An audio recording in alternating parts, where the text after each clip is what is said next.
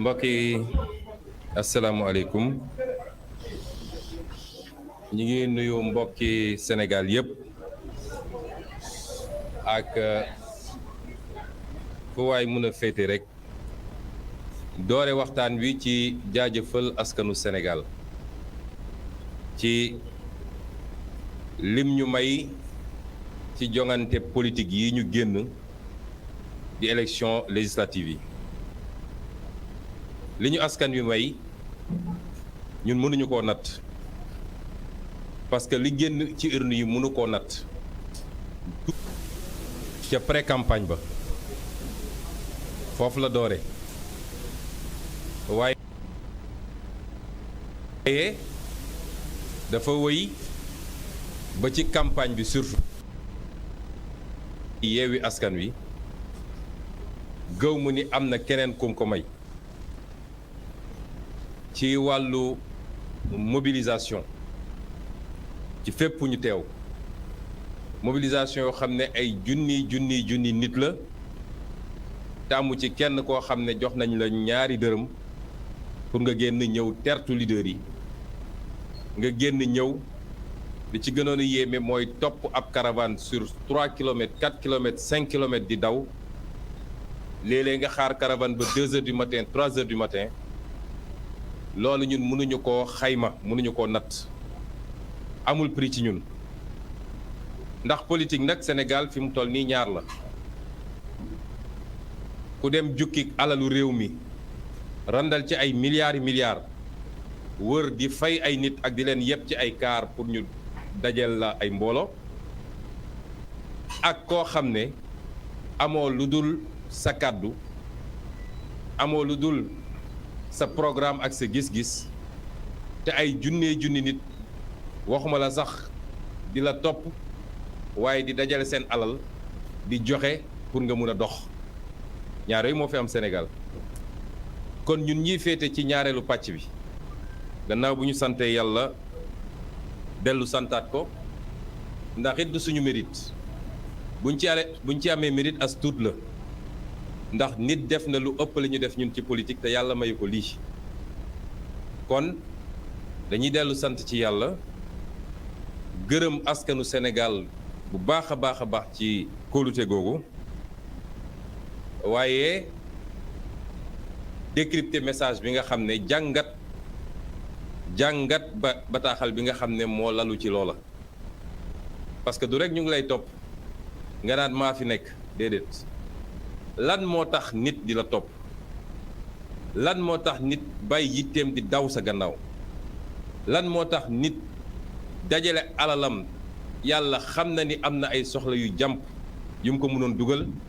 mu ñëw am lu mu ci comp ne mu ngi koy dugal ci li ngeen di xeex loolu mu ngi am benn tur benn baat lañ ko mën a nattee mooy yaakaar gi nga xam ne askanu Sénégal am na ko ci ñun du suñu jëmm du suñu personnalité waaye projet bi ñu leen bi ñu leen présenté ci juróom-ñaari at yi ñu weesu moo tax askanu Sénégal googu la ca bëri wala la ca ëpp laa gëm daal di am yaakaar googu ba di ko manifester noonu mu koy manifester ñu doon wax saa su ne bu soobee yàlla askanu Sénégal googu du mus a am gàcce ci ñun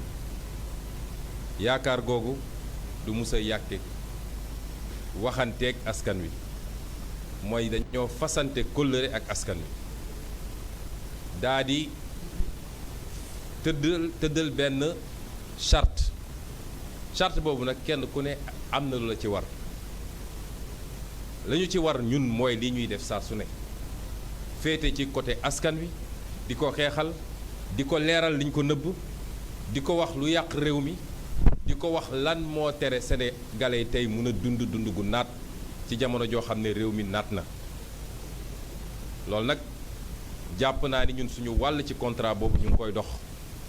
ragaluñu ci ku ñu dóor ragaluñu ku ñu saaga ragaluñu ku ñu pexeel ragaluñu ku ñu sosal wàllu askan wi nag mooy moom it mu taxawe fi mu war a taxawe ndax benn nit du soppim réew, benn groupe nit du soppim réew donte foo gis ay nit daje il faut mu am njiit, il faut mu am ñuy jiite mbir mi, il faut mu am ñuy xalaat di nas di teg, waaye pour mu sotti il faut ñu dem ba li ëpp ci askan wi, ndax mënuñoo dem ba dajale ñépp nag, loolu amul. Yàlla moo ñu bind ñun ñépp te pourtant am na ñu ne gëmuñu yàlla, kon kenn mënul fexe ba ñépp ànd ak yow, waaye bu ñu demee ba li ëpp ci askan wi am yéeg-yéeg bii ñu am,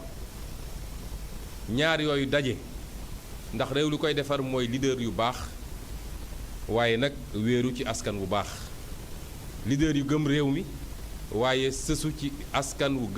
gëm réew mi, loolu mooy defar am réew. jàpp naa ni nag loolu meññ na, taxaw na, màgg na, dëgër na, looloo firndewu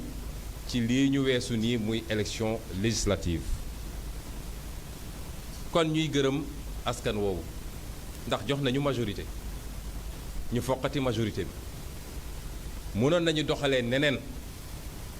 waaye ñaar moo tax defuñu ko. benn mooy Sénégal jàmm ci xaj, ñaar mooy xeex da nga koy xeex ci ca bu ñoree, xeex da nga koy xeex ca ba ñoree, waaye buñ la naxee ba dugal la ci xeex te ñoragul da nga ñàkk xeex ba. junju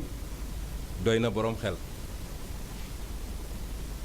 li tax nag ñu gën a woote waxtaan wi mooy ñun jàpp nañ ni li am na weesu na, il faut ñu wéyee liggéey bi. daje woon nañu songu élection locale, yàlla may ñu ci loo xam ne kawe na suñu njort, ñu woyaat daje songu élection législative, ñoom ñu def seeni tappale ba li gënoon a fës ci suñu liste ñu fexe ba dàq ko ci élection bi. teewul wag nañu suñuy loxo, wër nañu Sénégal, campagne nañu, duma nañ leen. ñu dellu siwaat daal di foqati victoire boobu ci anam boo xam ne ñëpp seetaan nañu. ñu ne muñ ci waajal xeex la bokk, du ragal, ndax ku ñu xam-xam ni ragaluñ, bu ragal di am fële lañ koy seeti. lan moo ñu dajale woon ñun waa coalition Yewwi Askan Wi ak ñun intercoalition Yewwi ak Wallu, loolu laa bëgg a fàttali Sénégalais yi. dafa am solo parce que ay nit bu ñuy ànd dañuy ànd teg ko ci ay charte yooyu nag mooy àtte nit ñooñu seen diggante ak askan yi nga xam ne moom mooy arbitre. moo tax saa suñu mës a bokkee ci kuréel laata ñuy sori dañuy exiger kuréel gi ñu tëral ko ci ay anam yoo xam ne aw kayit lañ koy bind mu leer nañ. lan moo ñu boole woon ñun waa Yewwi Askan Wi, dañu wax ni boo génnee préambule beeg yi ñu wax ak li taxoon ñu daje, dañu génne woon ñetti étape yu am solo. bu njëkk bi mooy élection locale. li ñu waxoon ci élection locale yi mooy dañuy présenter benn liste dong ñun waa Yewwi Askan Wi. ma fàttali ni balaa ñuy dugg ci Yewwi Askan Wi, Yewwi Askan Wi dañ ko yaataloon waxtaan ak ñëpp. yéen ñëpp seetaanoon ngeen jamono jooju, yàlla def nag mujjul sotti. ñenn ñi génn taxawal Wallu, ñenn ñi des daal di taxawal Yewwi Askan Wi. Yewwi Askan woowu moom laay wax li ko tënk, li tënk ñi ko bokk, mooy benn liste la ñuy présenté ci élection locale 23 janvier 2022. parti bu bokk ci coalition bi rek jël na engagement ni moom du présenté wala du jàppale beneen liste bu dul liste coalition Yewwi Askan Wi. que parti bu nekk nag dina def kéem kattanam pour ñu gagner élection locale yooyu loolu mooy li ñu waxante woon ci élection locale ñu woy ba léegi ne lan moo ñu tënk ci élection législative ñu ne bu ñu eggee ci élection législative dinañu wéyale dynamique unitaire bi mooy coalition bi dinañ ko continuer téye daa di fexe ba am benn liste dong nag bu ñuy demee ci élection législative yi te bu ñu yàlla mayee ñu gagné dinañu defaraat assemblée nationale delloo si waat réewum yoon muy état de droit li nga xam ne mooy liberté yi mooy sañ-sañu kenn ku ne ci li yoon maye ak lépp li nga xam ne ay loi la yoo xam ne wote woon nañ ko ngir tënk Sénégalais yi dinañ ko génne ci Sénégal waaye dinañu wote aussi ay loi yoo xam ne lim nañ ci lu bëree bëri loo xam ne xajul fii ci waxtaan bi ñu ne lii moo ñu tënkoon ci élection législative ñu dem ba ci biir mu am lu bees lu ci feeñ mooy coalition wàllu bi nga xam ne jotuñu woon déggoo ci élection locale yi ay contact am waxtaan am ñu far mujj déggoo nag ni li ñu manqué woon ci élection locale yi dañu bëgg a dabu ci élection législative yi looloo andi intercoalition Yewwi Wallu waaye maa ngi des ba léegi ci Yewwi Askan Wi ñu ne pour élection présidentielle lan moo ñu tënk dafa am solo parce que accords yi may wax yépp nag gannaaw conférence de presse bi parce que lu coalition Yewwi Askan Wi décidé woon la bu yàgg waaye campagne bi tënkoon ñu lii lépp dinañ ko rendre public ba sénégalais bu nekk xam lan moo ñu tënk parce que ay gor suñuy daje ci politique bay def accord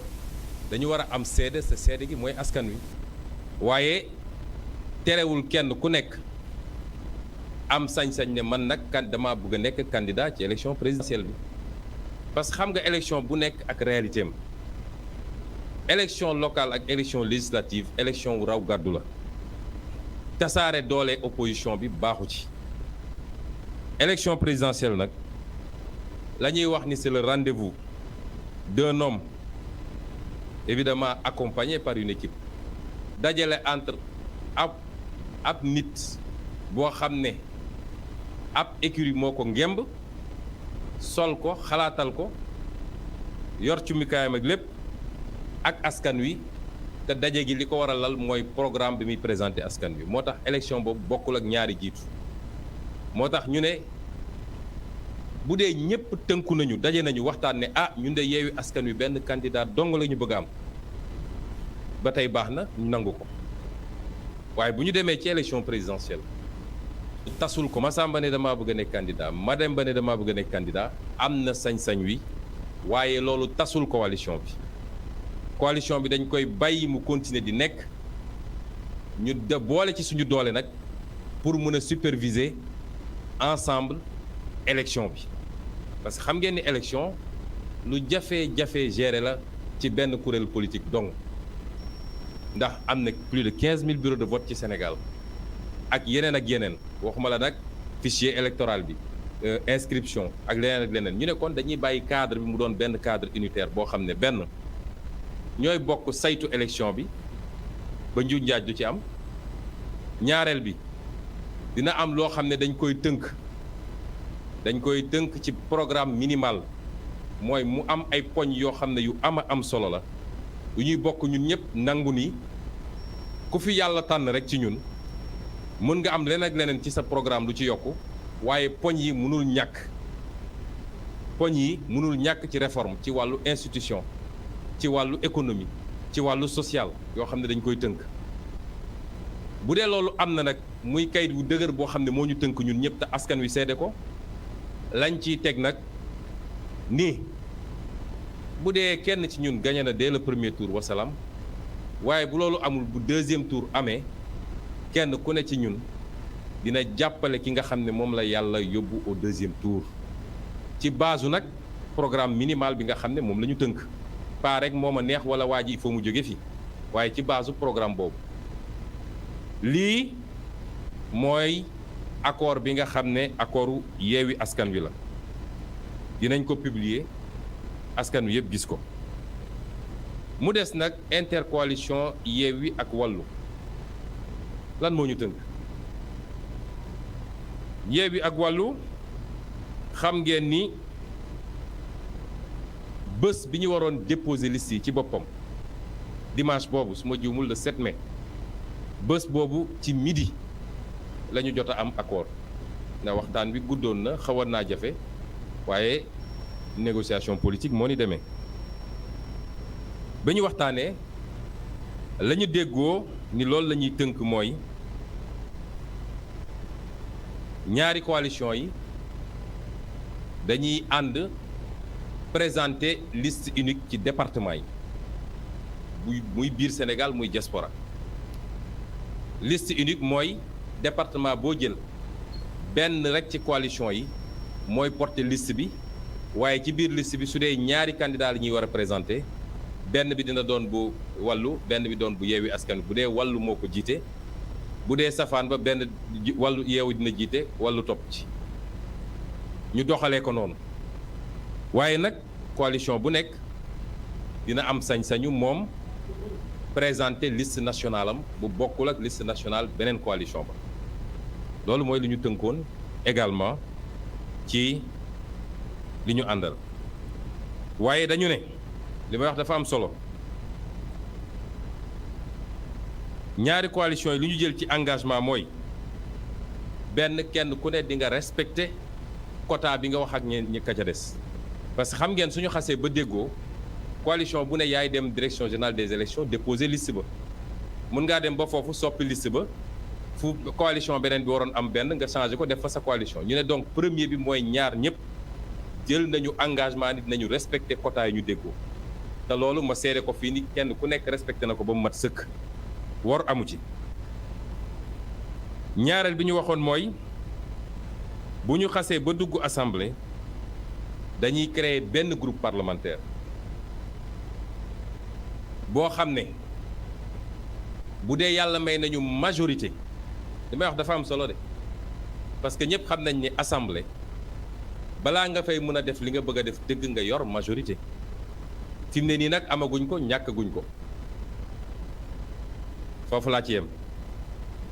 kenn amagul majorité assemblée bu soobee yàlla le 14 septembre dinañu xam ku am majorité ak ku ko ñàkk waaye li wéer ba wóor mooy majorité kenn du ko am Sénégal ndax majorité benn député du majorité on ne gouverne un pays ne peut pas l'équilibre d'un pays équilibre réew mënul tënku ci benn nit benn député moo tax ak fu ñu munti jaar suñu amoon majorité de 10 députés sax amuñu majorité waxuma laa benn député kon ñu ne bu dee am nañu majorité benn groupe parlementaire boobu ñuy def bu dee am nañu majorité wax ji dama bëgg mu leer de bu dee am nañu majorité loolu tubaab day wax condition la woon benn groupe parlementaire bi ñu bëgg a def dina am ay réformes yu am solo yoo xam ne dina ko def ci base programme minimal commun de législature mooy li ñu tënk ñun ci ay loi ñu bëgg a voter waaye ñu tënk ñun également ci ay commission d'enquête parlementaire yoo xam ne bëgg nañ ko samp ñu ne it ñaari coalition yi bu weesoo loolu nga xam ne biir assemblée la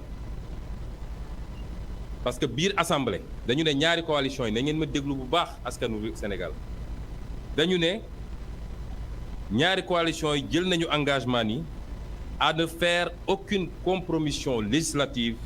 avec le pouvoir avant et surtout après les élections loolu dafa leer de mooy benn ci coalition yi du dem di négocier ak nguur gi moo xam avant waaye surtout après bu ñu falee ba noppi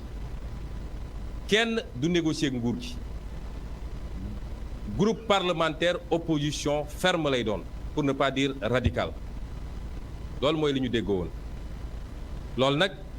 du ci benn fan du ci benn weer waaye durant tout le mandat lay doon loolu la ñu waxante. député yi ñu am assemblée nationale moo xam lu Wallu am wala lu Yewwi am amu ci benn ci ñaari groupe yooyu boo xam ne dina dem di négocier ak Macky Sall loolu accord la boo xam ne mi ngi nii te ñaar ñëpp dañ ko signé te bii dinañ ko rendre public. ñu ne bu weesoo loolu nag kenn ku ne am nga sa sañ-sañ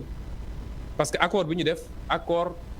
élection législative la woon point barre foofu la yem bu loolu weesoo nag kenn ku ne nooy tojee sa bopp jënax yow yaa ko xam loolu la ñu waxtaanoon. su ngeen gisee ma jël temps pour leeral li dama bëgg askan wi xam lan mooy li ñu tënk ñun suñu biir Yewwi Askan Wi waaye ñun ak Wallu également. élection ñaari élection yi wees na man pour man page boobu tourné na su ma nee tourné na nag tekkiwul ni duñu liggéey ci li ñu peuple bi jox ci assemblée dinaa ci ñëw bu si kaname nañ ci liggéey lu rëy rëy rëy ndax bu ñuy doon ay benn député ci assemblée la ñu liggéey ba askan wi yëpp gis ko tey bu ñu demee ba yàlla may ñu lim ñu may juróom-ñetti fukki député ci biir assemblée xam ngeen ni assemblée nar naa xumb de ñu ngi doog am assemblée nationale rek te ña ngeen di gis ñu nekk assemblée ñoom mandargal rek waaye ñi ne ci gannaaw laboratoire bi ñi yor liggéey bi di ko liggéey ñoo ëpp téeméeri junni yoon moo tax assemblée bii dinañu xam ni assemblée am nañ ko dinañu xam lan la assemblée di jëriñ moo tax man biñ ci génnee ba ñu waxtaanee suñu biir man dama am position boo xam ne sama position la wala suñu position la ñun Pastef dama ne du ma seeti kenn du ma woo kenn du ma négocier kenn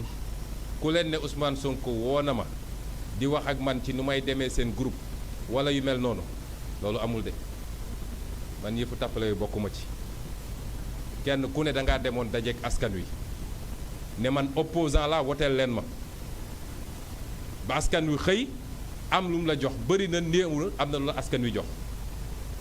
ku ci 25000 sénégalais woteel ba ku ci 52000 sénégalais woteel wala 59000 am na lu la askan wi jox décision boo jël nag yow ak askan woowu la ñun suñu yoon newu ci te décision bu waay jëlit respecté nañ ko wax ju bëri ji jaru ko lay yu bëri yi jaru ko kilifa day mat kilifa sañ li muy def dem toog jàpp ñàmburam man de Ousmane Sonko du ma commenter décision politique bu beneen leader parce que sama yoon newu ci waaye xam nga Macky Sall ndeysaan président de l'APR defe naa dafa jaaxle ba xamatul fu mu ne ndax looy def boobu ba léegi amoo ci résultat 2012 ba léegi lan la nekkee ku ñu fal maire ci opposition mu recevoir le palais am lu mu yëkkati jox la ne la ñëwal fekk si ma di essayer suruxlu ay député pour récupérer leen di dugg ci parti naan day tas parti di récupérer ay nit waaw balaa élection locale yi ñaata nit la récupérer teewul élection locale yi ñu duma ko diggante élection locale ak élection législative yi ñaata nit la récupérer waxuma la rek les hommes politiques waaye même yeneen kilifa ak yeneen ñaata nit la récupérer tey la Waalo gën a ay ndax duma gi ñu ko duma ci élection législative yi defe naa bi Sénégal di Sénégal ba léegi musul am kon ku yaakaar ni jël nga benn nit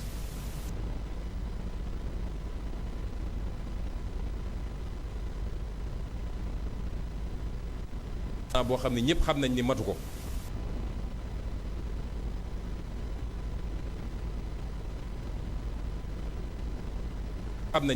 ko téye mooy ma nga doore nag 2019 nit ñi seetuwuñu bu baax 50% génne ay statistiques ñoom ñu génne benn carte Sénégal peinture ko en marron di manipuler Sénégalais yi ñu leen nañ dem ñëw élection législative su ma juumul mi ngi entre 42 législative su ma juumul mi ngi entre 42 et 48%. bu ñu demee présidentielle bu dee moom jàll na soo amee 30% wala 25% dina ma jaaxal bu soobee yàlla loolu moo am solo moo tax ci loolu la ñuy wax fi mu toll nii lañ ciy wax lu simple la mooy Pastef ma ngay des ci coalition Yewwi Askan Wi di coalition bu ama am solo boo xam ne dem nañ ba ñi ko séq di ay leader la leen boole ëpp na politique ay relation juddu na ci miinante am na ci soppante am na ci jaar nañ ci épreuve yoo xam ne kenn ku nekk natt na moroomam ba am lu mu gis ci moom lu ko doy sëkk. coalition googu dépassé na léegi politique ma gëm nag ni Pastef dafa am taxawaay bu mu am ci coalition boobu ma réaffirmer ko ne tey la Pastef gën a bokk ci coalition Yewwi Askan Wi tey lay gën a sonn ci lépp lu Yewwi Askan Wi di def tey la ciy gën a liggéey pour ñu gën koo dëgëral ak décision yu mun a ñëw yi nga xam ne day concerner individuellement les acteurs de Yewwi Askan Wi. ñaareel bi Pastef ci biir Yewwi Askan Wi day gën a des ak gën a dëgëral intercoalition Yewwi Wallu ndax intercoalition boobu tey mooy majorité ci biir Sénégal majorité électorale majorité politique waaye mooy majorité sociologique bu amee lu ko nar a yàq du jóge ci Pastef ndax ñun ay gor lañu ñun ñu ñàkk ci politique xam ni lii buñ ko defee ñàkk waaye des ak suñu ngor moo ñu gënal wor am dara moo tax léeg-léeg ne ñenn ñi dañ naan ñun duñu ay politiciens li ñu diggante woon ak intercoalition bi dinañ ko respecter ndax biir assemblée nationale am na ay proposition de loi yoo xam ne dinañ ko déposer bokk na ci yooyu mooy nu ñuy fexee ba kenn ku nekk ci sénégalais yi rawatina ñi nga xam ne dañ leen écarté te tegewul fenn mën a delloo si waat seeni droit civique ba ñu mun a compétir comme tous les sénégalais parce que sénégalais yi ñooy tànn seen président te dinaa ci ñëwaat loolu également bokk na ci projet de loi yi nga xam ne ak commission d'enquête parlementaire yi nga xam ne waxante woon nañ ko ak sénégalais yi man mi di wax ak yéen ay fan a ngi nii maa ngi tëju di ci liggéey mun naa leen ne am na déjà nu mu tuuti une quinzaine de projets de loi ak au moins sur une vingtaine de thématiques yoo xam ne commission d'enquête parlementaire war na cee taxaw dinaa ci dellu si loolu ci suñu taxawaay lay doon ci biir coalition bi ak intercoalition bi dinañu woote ci fan yi di ñëw en tout cas balaa weer wi di dee bu soobee yàlla ñi ñu fal ñëpp député dem lëloog ñoom ñetti fan wala ñeent wala juróom ci li nga xam ne formation lay doon pour préparer leen en tant que député waaye loolu première formation rek la parce que day doon lu continue dinañu waxtaan ba tënku ba déggoo nag ci naka la ñuy duggee assemblée nationale ci groupe parlementaire bi wala ci groupe parlementaire yi ak lan moo war a doon suñu taxawaay biir assemblée nationale ñu ngi ciy liggéey moo tax ngeen gën ñoo dégg parce que dafa am jamono yoo xam ne jamono liggéey la lépp loo xam ne daal engagement la bu ñu jël ci intercoalition bi ak ci coalition bi dinañ ci taxaw waaye bu loolu weesoo nag li nga xam ne suñu programme la ñun parce que nag mbokk yi nañu xam ni fukki weer ak juróom-ñett moo dox suñu digganteeg élection présidentielle fukki weer ak juróom-ñett loolu tuuti na trop moo tax dañuy jublu aussi ci liggéey boobu te ñaari dàqantewul ndax it ku nekk Sénégal rek xam nga ni bu soobee yàlla mi nga xam ne moom rek kay dogal moom rek mooy dogal léeg-léeg nag nit beew ba fàtte loolu ñu jay nit ba mu fàtte loolu wala ñu jox ko as daggitu pouvoir nguur mu fàtte loolu waaye yàlla rek mooy dogal moo tax ma ne bu soobee yàlla moomu di dogal man mii de Ousmane Sonko candidat la ci élection présidentielle 2024 incha allah